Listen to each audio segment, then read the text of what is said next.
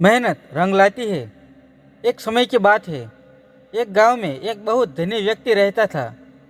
वह सिर्फ धन से ही नहीं बल्कि मन से भी अमीर था। वह अपने गांव के लोगों की हर मुश्किल परिस्थिति में मदद करता था। उसका नाम दूसरे गांव में भी प्रसिद्ध था। लेकिन उसका बेटा बहुत आलसी था, कोई काम नहीं करता था। इस बात से परेशान होकर वह व्यक्ति अपने एक दोस्त के पास गया और अपने बेटे के बारे में बताया। उसके दोस्त ने उससे कहा, परेशान होने की कोई बात नहीं, तुम मेरे पास भेज दो, मैं उसे कुछ महीने में ठीक कर दूंगा।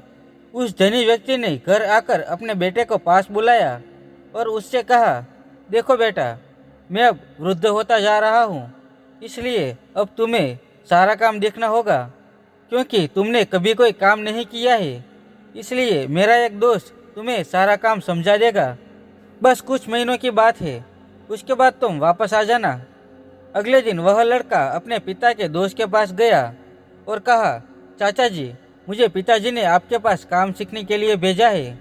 उस आदमी ने कहा, ठीक है, आओ बेटे, मैं तुम्हें काम दिखा देता हूँ। उस लड़के को एक बड़ी बंजर सूखी जमीन के सामने ले जाकर कहा, बेटे जाओ, इस जमीन को जोतो।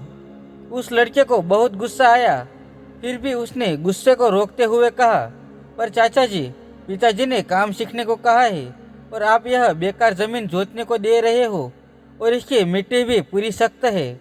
उस आदमी ने कहा, बेटे, मैं जो कह रहा हूँ उसे करो, उसके बाद में काम के बारे में तुम्हें अच्छी तरह से समझा दूंगा। वह लड़का काम पर लग गया और सोचा कि कुछ ही दिनों की बात है, उसके बाद घर जाकर फिर आराम ही आराम करूंगा। पहले दिन ही उसकी हालत खराब हो गई।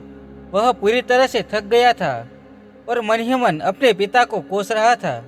उसके बाद वह रात को खाना खाकर सो गया। अगली सुबह वह फिर उस आदमी के पास गया और कहा, चाचा जी, आज क्या काम करना है?